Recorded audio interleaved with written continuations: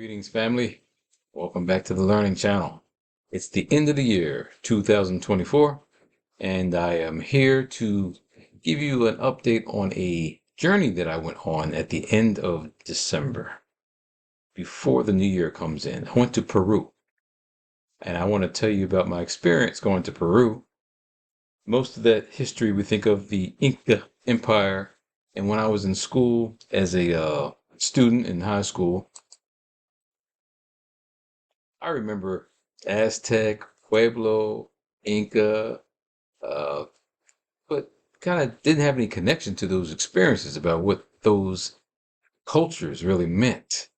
It just looked at some figures from the past, and what did they really have to do with the past? Well, when I went to Peru, I got a chance to explore some very interesting history. And right now it's December, and December, I just left Peru. And did you see or have you watched and heard about the tsunami-like weather or the bad waves that have come on the coast? Let me show you this video that explains that. Giant waves, flooded streets, and destroyed boats. Peru's coasts are hit by a tsunami, causing chaos, especially in the areas by the sea. Videos show how several ships at sea are destroyed by the huge waves, or preventing them from returning to one of the harbors. The destruction and flooding within the towns can also be seen. According to media reports, many fishermen are still stranded on their boats at sea. The authorities have closed 91 ports and announced that the situation is expected to continue until January.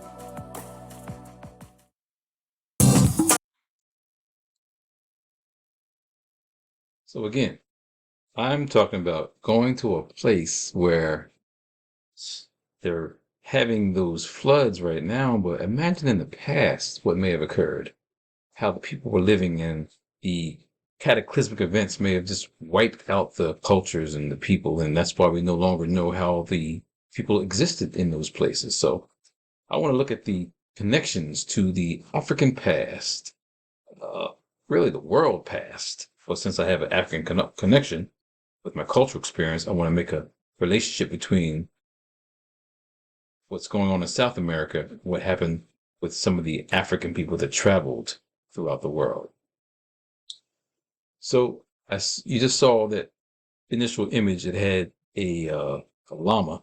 Well, llamas and alpacas are very important for the culture there. They use the llama and alpaca for wool to make their clothing. So we had a lesson here feeding the alpaca, but they use the cactus and a parasite from the cactus to make the dyes. They use other elements in the nature to make the different colors. They use a root, like in water, to wash the wool. So very intricate textile industry. So as I'm then exploring, I see this obelisk. This Telon obelisk is from a culture that was way before the Inca. Look at the time period, 900 to 250 BC in Peru. We say obelisk because that's what was given the name for these large structures with these writings on it. So that's Peru now. Now this is the Chavan culture, 900 to 250 BC. Now, after that culture, this culture was found, but look at the time period. It's now AD, 100 to 800 AD, the Moche, or the Mochican figures that were found. This is another culture there in Peru that has some African features. You don't normally think of African people on that side of the world, or people of African descent, or Black people in this area, but here you have what the pottery looked like of those people who lived during the time before the Inca. The Moche people also built pyramids. There are more pyramids there in Peru than there are in Egypt. Yeah, wrap that around your mind right now. So here's a pyramid there in Trujillo, Peru. Well, while I was in Lima, Peru, I also saw some pyramids while riding around in the tour bus. So we got out and we looked at some of the sand pyramids. Doesn't rain a lot there in Peru. So those sand pyramids are still standing. And you can see behind the intricate nature, not real precise like the flat pyramids or the ziggurat pyramids, like step pyramids that you find in other places, but that is a pyramid in the middle of Lima, Peru. So what are the pyramids and obelisks going over there in Peru? I went to Cusco. I left Lima, went to Cusco and saw some obelisks. This is an obelisk actually outside of the airport. And with the wings on it, it's representing one of the first Inca pilots that, navigated the skies. But this obelisk in ancient Africa, we call them tekenu. So the tekenu are all over the planet, but it's just interesting again to make the connection between Peru and what you see on the other side of the planet in Africa. So the Inca Empire expanded from Chile all the way up to Ecuador. So the Inca name, Inka, really deals with the ruler and like a ruler as a god. The Spanish came and called it Inca and then took the K out, put it a C. But the Inca Empire had a long name that dealt with how these four empires or these four locations stayed together. It's a long name. They call it Tawantinsuyu. Tawantinsuyu, or is what the people call themselves, because it dealt with all this region here being connected. So the Inca Empire was pretty strong. If you look at the dates and times here, you see it started around 1438. One of the places as the capital was Cusco. I want to show you where that is. So 1438 all the way up to 1532 was the time frame. And that's a little blip in history when you think about things. So what you find there in Peru was probably not there. No, it was probably there before those Inca had done what they had done. They did some things without a question, but some of the megalithic structures, you have to wrap your head around the same way when you go to Egypt and look at those images and those monuments. Well, here's a picture of South America. Peru is over here on the west coast side. There's Lima. You got the Pacific Ocean over here. You got Atlantic over here. And you got Africa on the east. So how is the Africans were able to travel? Well, when we look at history, there's a possibility that there's some river connections here. There's Amazon River going through here. There's river connections. And then beyond that, people could have walked via, they say, the Bering Strait. Here's the Bering Strait on this side. They walked, here's the Bering Strait. Leave Asia, cross over to the Americas, and you come down North America and you walk, and you get there. Well, that could have been, and there's a possibility that may have been some pathways, but more than likely the sea. People weren't waiting for Columbus to figure out how to navigate the seas. Columbus got it from other people. So here we are looking at the currents. So you leave Africa and you could flow through the Atlantic Ocean, and you see over here is where Brazil is, that last figure I showed you. They could land over here, but potentially then get into South America from this region. Also, if you're traveling, you could go over here to the Gulf of Mexico and land in these areas. And then as you're populating these areas, if you look at this map here, this is highlighted where the Central America area is. So here's the Gulf. And all these areas right here, Mexico, Belize, Guatemala, you find pyramids over there. Civilizations that were started by the Olmec people, leading to the Mayan civilization. So all these people who were here could have then stayed and then walked on down, traveled on down, took a boat on down Central America, and then gone to South America. So we don't want to just have this storyline that we just walked from Asia over the Bering Strait, came out North America, and then came to this Central America area. No, they probably traveled by the seas. Now, ancient Africa is way over here. Africa's over here. So how did these people from the east side of town, like Egypt, get over here to Peru? Well, in the Mediterranean, perhaps they traveled through the Mediterranean, through the Strait of Gibraltar. Wasn't named that back then, but they traveled to the Strait from the Mediterranean to the Atlantic, and they caught those currents. And then that's how they got to America. So I'm going to show you some books later on, as we usually do. We're going to end with some books that tell you the story of how this could have occurred.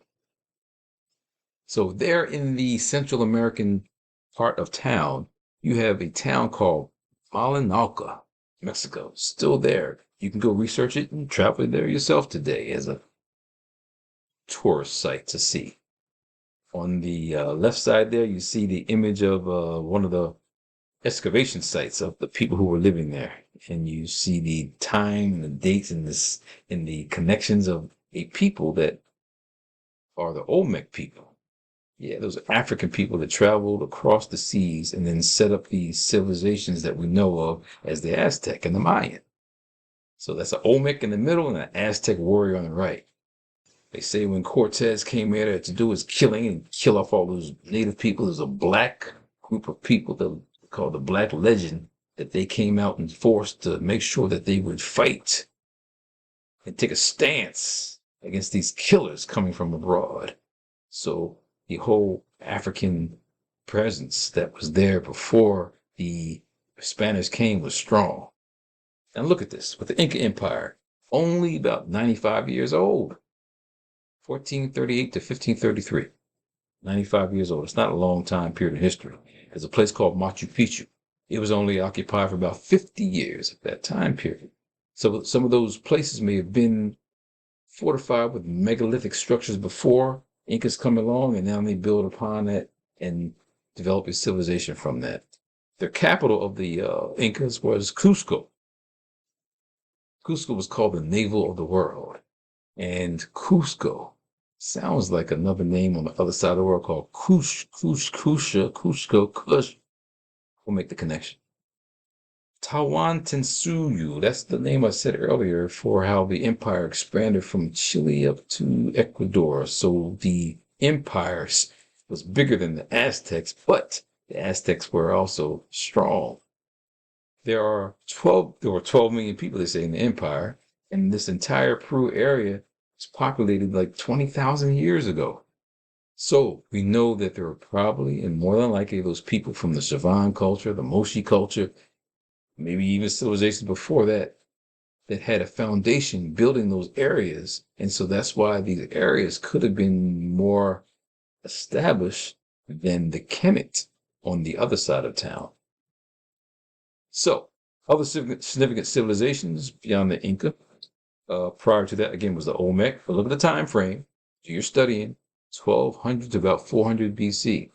We know those Olmec heads were found around 800, or 800 BC is what we say we can date those heads. Some of them around the San Lorenzo and La Venta area, Veracruz, that area of the Gulf of Mexico, Tulum, all those areas are sites where you find pyramids and strong black images.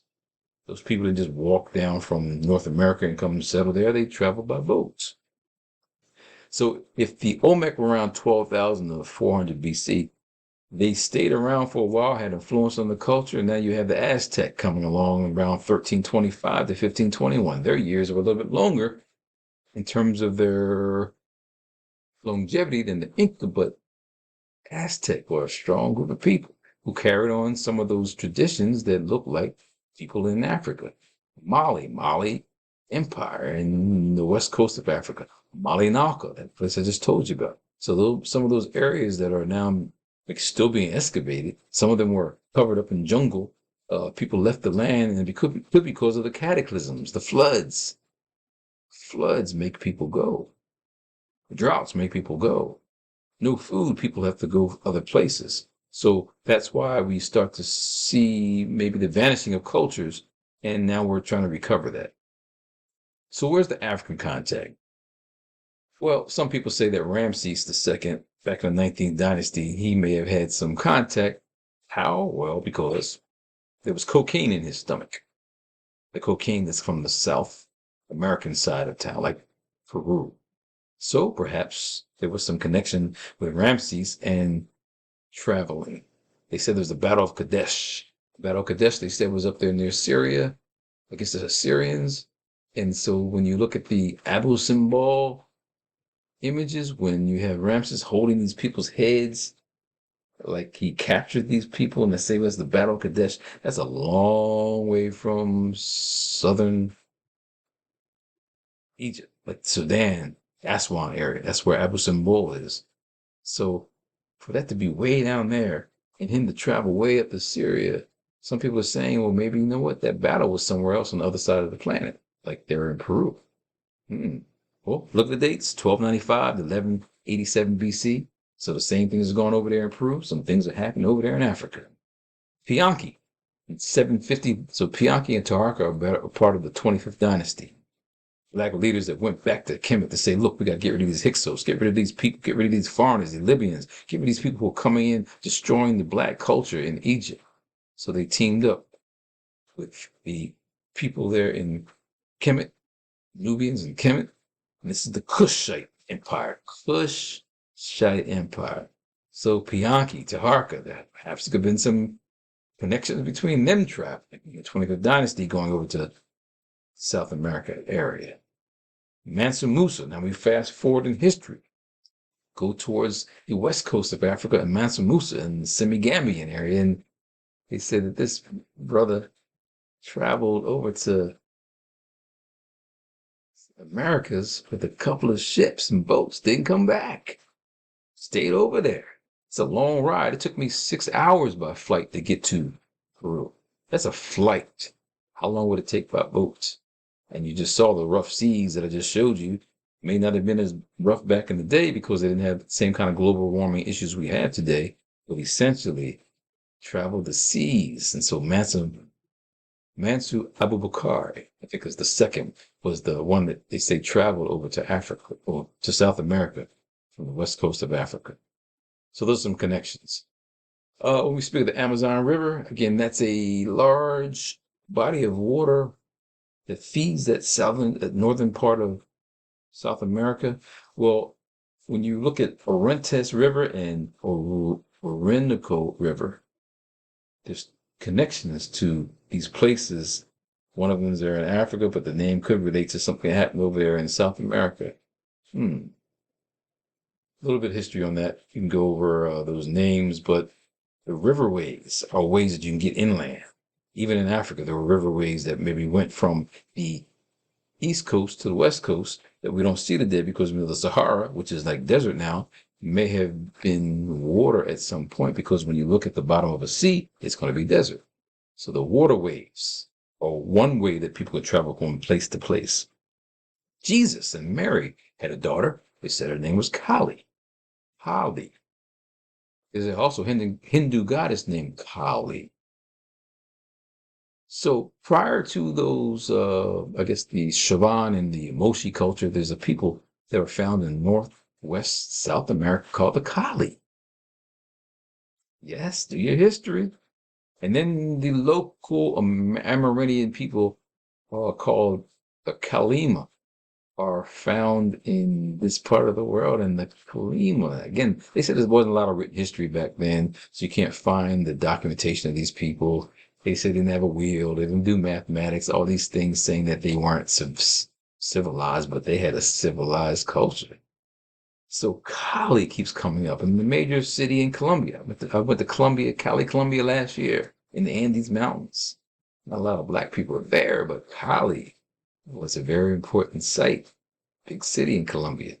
And then we look at California, Cali, named after a mythical queen called Calafia, introduced in the 16th century by this, I guess in a novel it was uncovering by this guy named, his name the novelist, but La Surges was the name of the novel, and there was this woman in there that was like a queen warrior. They called her Queen Calafia, California. So that's where California, they say, comes from. Even word Peru, where does Peru come from? All these, if you go to the internet, you go anywhere, books, people have the different perspectives. You go talk to a tour guide, they're going to say, oh, Peru means this, but Peru sound like Heru. We know about Heru because of the Ha in the son of Osiris and Isis, and so Heru has some connections. Cush and Kemet in the east, like in Sudan, like Nubia, like Africa. Cush in Hindu culture. We know that in India there's the Harappa and Mohenjo-daro civilizations. Harappa and Mohenjo-daro in India. That's right, black people in the middle or the bottom of Africa had some civilizations that practiced Hindu, and Kush was part of the name of a female goddess. Cusco in Egypt in the west. So you got Kush in Egypt in the east, and then Cusco in Egypt in the west. Jerusalem. Jerusalem might be really Jerusalem. Jerusalem. Black Christ in Cusco. Guess what? There's a Black Christ in Cusco, which is supposed to be the navel of the world. This Black Christ was an image of a figure on a cross, black. And they say, as I went through the tour guide, they just have some like mace, like corn that they have colored that is brown. It used to be cinnamon, not black. The hair is made out of llama wool.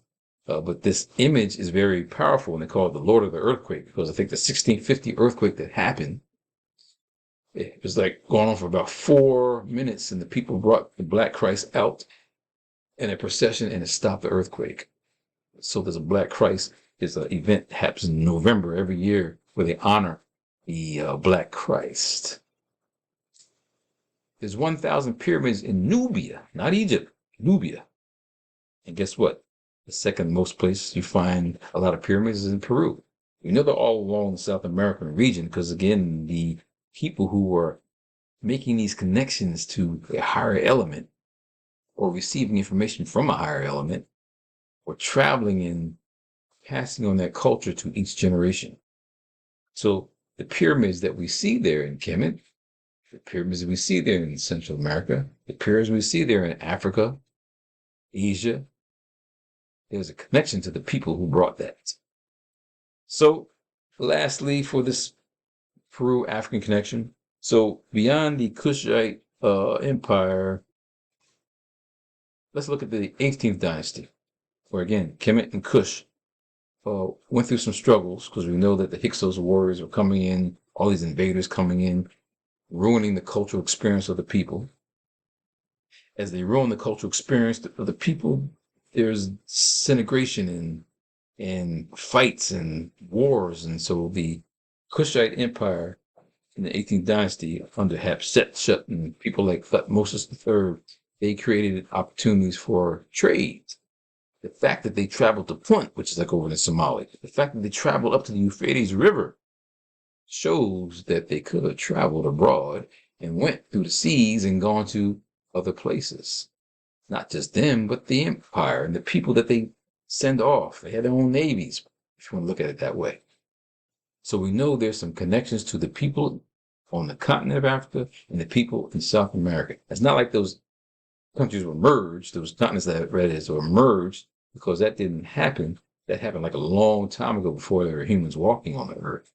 So we can't say that they just split up, the continent split up, now the people were on the separate places. No, they traveled by boat to get there.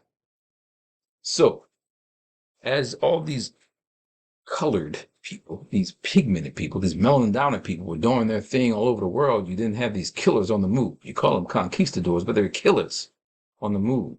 Francisco Pizarro was one of them who came and wiped the Incas out. Sad scenario, because the conquistadors, you see that, I'm in a cathedral there in Lima, showing the picture of Pizarro and his men taking prisoners. You got them as, I don't know, they ain't dark, but they got these melanin recessive people put on the boat as prisoners. In this actual cathedral, they have a place where Pizarro's head is one place and his body is somewhere else. He got murdered by his own people. So these killers on the move, these call them conquistadors, but they came in destroying, slashing, dashing, and killing. And so Atahualpa was the Inca leader who was murdered in Cusco. And this happened in 1533. So the Incas, again, 1438, kind of elevated established Cusco as the capital. And then when these Spaniards came in, the conquistadors, the killers, they wiped the Incas out with guns and disease and just destroying their history. And so Pizarro himself was actually assassinated by his own people in 1541. Killers on the move.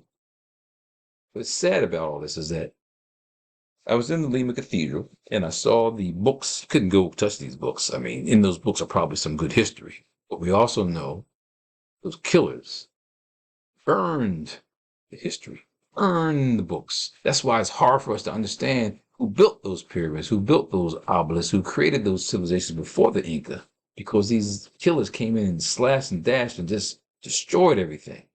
If you don't have a library, you don't have a resource.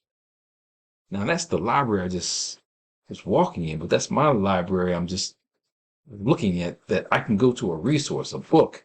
I can now go kind of figure things out. In the past, those devils destroyed all the literature. So that's why we are in a struggle today to try to figure all this out. It's up to us to find the answers. What is powerful about this trek is that I used Brother Horace Butler's book called When Rocks Cry Out as a source. He exposed a lot of information that I was able to see for myself in terms of traveling to the sites. And so Horace Butler, all praises to you, my brother. May you still be in existence to produce and share. But your book, When Rocks Cry Out, made me go seek some of the answers that I was looking for. So the Spaniards, the killers, came in, wiping the Incas out, and they still carried on the tradition of some of the Moorish culture that they had just experienced. Because now, remember, the Spanish just came out of a situation where the Moors, from 711 to about 1492, 1800 years rolling, Spain and Portugal. So when Isabella and Ferdinand gave Columbus and all these people authority to go about the world and kill everybody else using their religion like Catholicism, they did that, but they still carried on what they had learned from the Moors. And you see the architecture in some of the temples, cathedrals. There's the Moorish arches, courtyard area, and outside of that, you see the cathedrals that the Europeans or the killers created. So what happened is on many of these sites are pyramids for the ancient sites, and the killers came in and they built their edifices and their constructions on top of the ancient sites, so you would never know that they existed. Saint San Martin de Porres, he's a saint there in Peru. Never heard of him until I went there.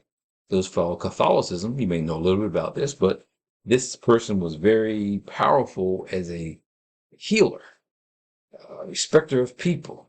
So you have a black man during a time period that slavery was going on all over the world, but here he is a saint during a time period that black people weren't doing too well, especially in Peru. So he's at least honored as has a room there in the cathedral in Lima, and that's a San Martin de Porres. I already talked about the Black Christ. That Black Christ is in Cusco. So this is Lima, but the Black Christ is in Cusco. So there's some underground understanding about the importance of black people. Even the alpaca, that animal, they eat the animal. They use the animal for fur, and they sacrifice the black alpacas for some spiritual enlightenment because they're very rare. So black is something that is valued by the native peoples of the land. As we traveled from Lima to go to Cusco, we went not by the river, but this river, Sacred Valley River. It actually feeds the Amazon. So we talk a lot about the Nile River in Africa and the Nile feeding the people. In the inundation period, it flooded in a time period where there was no water. So people spent time building pyramids and constructions. And then when there's now the flooding was over, they could then now grow the crops. And so the Nile was like the lifeline of the people over here in Africa. Well, this river here, the Sacred Valley River, if you travel along, you see nothing but corn, nothing but the cotton and the asparagus, and nothing but easy ways to feed yourself because the environment is conducive to that. There are dry places in Lima without a question. They say it doesn't rain there, but this river was the source of power. So as you travel From Lima, went to Cusco. I reached Machu Picchu. You've heard of that before, but Machu Picchu is way up in the sky. But it is lower than Cusco. The altitude was tremendous. When I say lower than Cusco, the altitude for Cusco is about 13,000 feet above sea level. This is 3,000 feet lower than Cusco, but we're still up there. You see those mountains? You see how tall that is? The air is thin. You must be able to handle that air. Because if you can't handle that air, you're going to have a problem with your breath. There, way up there. So people are saying that this construction, they were only there for 50 years. They built all this for a little bit of time. Some people say that they heard this, those killers were coming, those conquistadors were coming, so they abandoned the place and left. Conquistadors never knew it was there, but they heard there was no gold up there, so they didn't go. But they were just taking and pillaging, and wherever gold was, they killed the people to get the gold. That's a European mentality of being materialistic. That's not African people. That's not people of African descent. Those people bartered. They traded. They weren't just trying to take resources. They lived with one another along that corridor, but you had a foreigner coming in creating havoc. Right here is a solar observatory. So the tour guide is showing a picture of the sun shining on that area right there in the middle. Solar observatory. See those clouds way up in the sky? So they use this as a time to figure out when they're going to plant, when it's going to get cold. They use the same thing we have on the other side of the hemisphere, the solstices. So the summer solstice and the winter solstice are opposite for the size of the world. So this time period here was the summer solstice. In America, it's the winter solstice, speaking of December. So they really respected the sun and the environment and the moon and that's how they tell time. They don't have the same kind of watches that we have today. They used the celestial elements to know what was going on with the world. So you see the sun up there shining between some columns that would mark its solstice. And you see over here at Machu Picchu, they say that these are astronomical observatories. That's walking on the heights of Machu Picchu and seeing the development of the stones and kind of plaza areas, and to do that all up above in thin air, amazing. So how were they traveling in the ancient times? They say they didn't have wheels. They wouldn't have horses on this side of the world. They had llama. They didn't have camels. How are they traveling? The waterways could have been one way, but just to contemplate going through these mountains and these ranges and then building pyramids, perhaps starting those pyramids from the mountains and then building on top of that. But certainly a very just amazing trip to see what humans can do. That means we could do it again. Way up in the mountains, these plazas were created for certain kinds of crops. Each level was a scientific engineering masterpiece to know how to create certain crops. You take one crop from one tier, one seed from one tier, put it on another tier, and then you make a different kind of food item. That's why there's so many different types of corn and potatoes coming from this area. But look how high up I am today and how high up it was for them to create and build that yesterday. See all these plazas on top of the hillsides. And so I went to the last site in Sacsayhuaman, the Zigzag Fortress. When you do some research and you study the Zigzag Fortress, this is a 1, 2, 3 tiered, like zigzag fortress. There's a stone right there, a little wall, stone right there, a little wall. So it zigzags. That thing is a fortress. They called it it's like a temple of the sun and a fortress for the royal hawk, or Heru. That hawk right there is in Kemet, in Karnak. Heru, Horus, Heru, Peru. Again, the connections are there. So I went there to find it out myself. So this Sacsayhuan, some people say the word like sexy woman, Sacsayhuan. That area is one of the highest elevations there in Cusco area. 12,142 feet above sea level. It was a task getting to that height. I made it, and I made it back to America. I'm saying that the people maybe built some of their locations high up to avoid some of the cataclysmic events like flooding that could have occurred. Because we're scratching our head today, how and why would someone build an enterprise, civilization, structures way up in the mountains? Perhaps they were running from the floods. It's 2024, 25 coming up. Global warming is here, and we see flooding is happening all over the world. Let's look at some books as we conclude that will help you out dealing with history. So, as I said, if you get a chance to find this book, When Rocks Cry Out by Horace Butler, it's written like a novel story of his research dealing with what he saw about this area of the world in Peru, making that connection to Africa. Get that as #1 book on your list. He takes a lot of his information too from Ivan Van Sertima. A must. The African presence in ancient America. They came before Columbus. It's so amazing how we have these Europeans today saying, well, he didn't really know what he was talking about. He wrote this in 1976. This is 1976, Random House. This is Ivan Van Sertima, picture of him. May his soul rest in peace. He's done the Journals of African Civilization, African Presence in Early Europe, African Presence in Asia. This book, if you see those images of those people, it's got an image of an Olmec head and a brother from Nubia. That's us, traveling the world. He documents, talks about linguistic, archaeology, talks about the types of boats that could be used to travel, talks about the currents. A must book for your list. He also wrote Ancient Egypt, or Egypt Revisited. He has several other authors that are in here. He's just the editor, but he talks about some of this history that makes sense for you. You see that water around that Sphinx, or Harum-Ket, as we call it. Greeks call it the Sphinx. But the point is, there's water around that.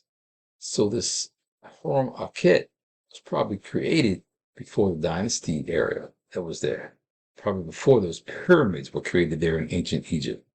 That puts a whole different scale and frame of reference on history, including what I just talked about, Peru, Africa the same way. Thousands of years of information that has been buried, and the reason why there has been maybe a lot of the monuments that have fallen down and destroyed, cataclysms. Earthquakes happen. Floods happen, storms. You see what's going on in the world today with hurricanes. So that image on the front just shows that that area of the world may have been decimated by cataclysm, major event. A brother named Manu Ampim, let's forget his book, A History of African Civilizations. This brother is still on the charge. He's now traveling to Sudan, Nubia, Kush. He is doing the research, the hardcore research, documenting our presence all over the world. But here he's making his foundation on not having some of that information destroyed. Because you know, when the Aswan Dam was kind of blocked and they made a dam to divert water, it covered up some ancient history. Well, he's been on the forefront to make sure some of that history is not lost. So Manu Ampim, definitely get his book, A History of African Civilizations. Still doing the work. Manu Ampim's still alive. His brother right here, Ronoko Rashidi. May his soul rest in peace. He did a lot of work with Evan Van Sertima also. But my global journeys in search of the African presence. Because of this brother, I went to Thailand. I went to Vietnam looking for the black images. Because of this brother, he talks about Peru in here.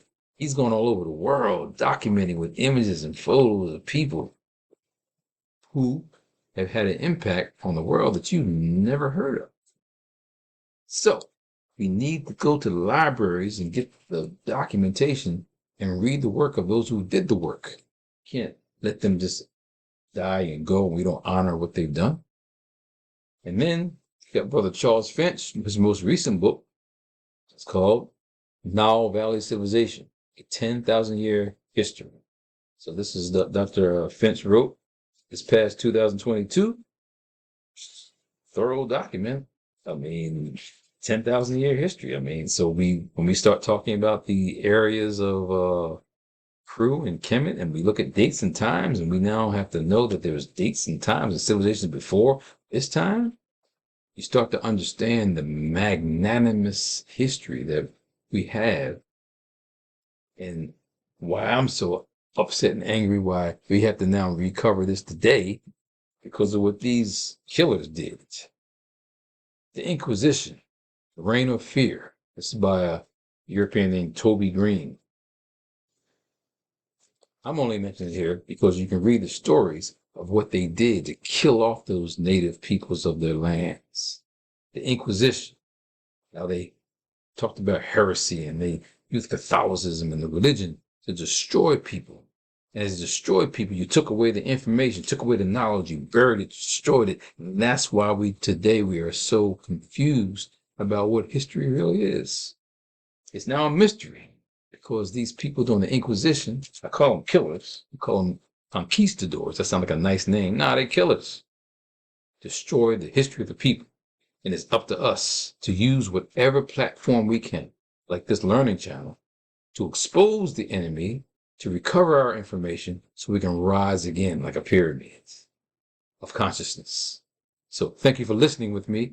I'll be back in the new year, but this was my last presentation for the 2024 year. And thank you for being there with me throughout the year. Travel safe. Peace and love to you.